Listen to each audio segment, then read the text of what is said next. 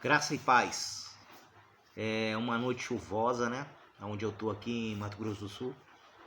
E nada melhor do que falar a palavra de Deus, meditar nela, né?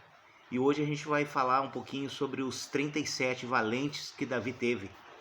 Que tá lá em 2 Samuel, no capítulo 23, a partir do versículo 8, né? Ali começa a relatar os valentes que estavam com ele. Por que 37? Né, se ele tinha os 300 com ele, né? Aquele povo que não era bem visto na sociedade, foi o que Deus mandou para ele, né? Para lutar ao lado dele, ajudar ele, né? Deus usa quem ele quer, né? Mas se resumiu em 37, os mais valentes, e desses 37, três sobrepuseram qualquer outro, né? Aí eu vou colocar aqui, do tipo, no versículo 8, né? Começa a relatar, estes são os nomes dos valentes que Davi teve, né? Josebe-Basebete, filho de Taquemone, o principal dos capitães. Este era Adino, o esnita, que se opusera a 800 e os feriu de uma vez. 800, uma vez só. Uma pessoa. Depois veio Eleazar, filho de Dodô, filho de Aoi, entre os 3 valentes que estavam com Davi, quando provocaram os filisteus, que ali se ajuntaram à peleja. E quando de Israel os homens subiram, e este se levantou e feriu os filisteus, até lhe cansar a mão e ficar a mão pegada à espada. E naquele dia o Senhor obrou um grande livramento, e o povo voltou atrás dele, somente tomar o despojo, né? Aí fala de Samá, filho de Agé, o Ararita, né? Quando os filisteus se ajuntaram numa multidão, onde havia um pedaço de terra cheio de lentilhas, e o povo fugira de diante dos filisteus. Este, pois, se pôs no meio daquele pedaço de terra e o defendeu, e feriu os filisteus, e o Senhor obrou um grande livramento. Também 3 dos 30 cabeças desceram e vieram no tempo da cega de Davi, a caverna de Adulão, e a multidão dos filisteus acampara no vale de Refaim. Davi estava então num lugar forte, e a guarnição dos filisteus estava então em Belém. E teve Davi desejo e disse: quem me dera beber da água da cisterna de Belém, que está junto à porta, aonde estavam os filisteus. Então aqueles 3 valentes romperam pelo arraial dos filisteus e tiraram a água da cisterna de Belém, que está junto à porta, e a tomaram, e a trouxeram a Davi. Porém, ele não quis beber, mas derramou-a perante ao Senhor, e disse: guarda-me, ó Senhor, de que tal faça. Beberia eu o sangue dos homens que foram a risco da sua vida? De maneira que não a quis beber. Isto fizeram aqueles 3 valentes. Também Abissai, irmão de Joabe, era cabeça de 3, e este alçou a sua lança contra 300, e os feriu, e tinha nome entre os 3. Então o que me chama a atenção aqui, nessa passagem? Davi era o líder, já ungido, rei de Israel.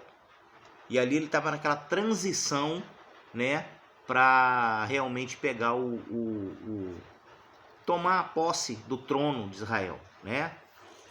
E não foi de um dia para o outro. Ele teve uma transição. E que me chama a atenção, quando Deus mandou esses 300, ele mandou 37 para ficar colado em Davi, como homens de confiança, valentes, guerreiros, né? Guerreiros a uma guerra, tinha que tomar a posição diante de Deus, junto de um líder, né? E entre esses 37 tá aqui esses 3 valentes, valente, guerreiro, que não tinha medo, era objetivo, ele ia lá, um feriu 800, um conta aqui que 300, outro matou 2 fortes leões de Moabe e mais um leão dentro da cova dele, entendeu? Num tempo frio, gelo, né, que ele relata, né? Aqui no versículo 20, tinha neve, né? Falando de neve aqui. Então aqui são 3 dos 37 colados em Davi que realmente defendiam e tinham objetivo no líder deles. O que eu quero dizer com isso? O que me chama a atenção nos dias atuais são os obreiros, né? Você, obreiro, você tem um líder. Será que você, hoje, nós estamos realmente com o nosso líder? Eu não estou chamando atenção hoje de líder. Eu estou falando de nós, obreiros, aqueles ajudadores, cooperadores da obra, né? Até dentro da casa de Deus, das igrejas. Será que nós somos corajosos? Será que nós defendemos sim o objetivo, o propósito do Senhor junto aos nossos líderes? Será que nós honramos? Porque quando Davi tem aquele desejo de beber aquela água lá de Belém, da fonte lá de Belém, onde estavam tomados pelos filisteus, os 3 valentes foram lá.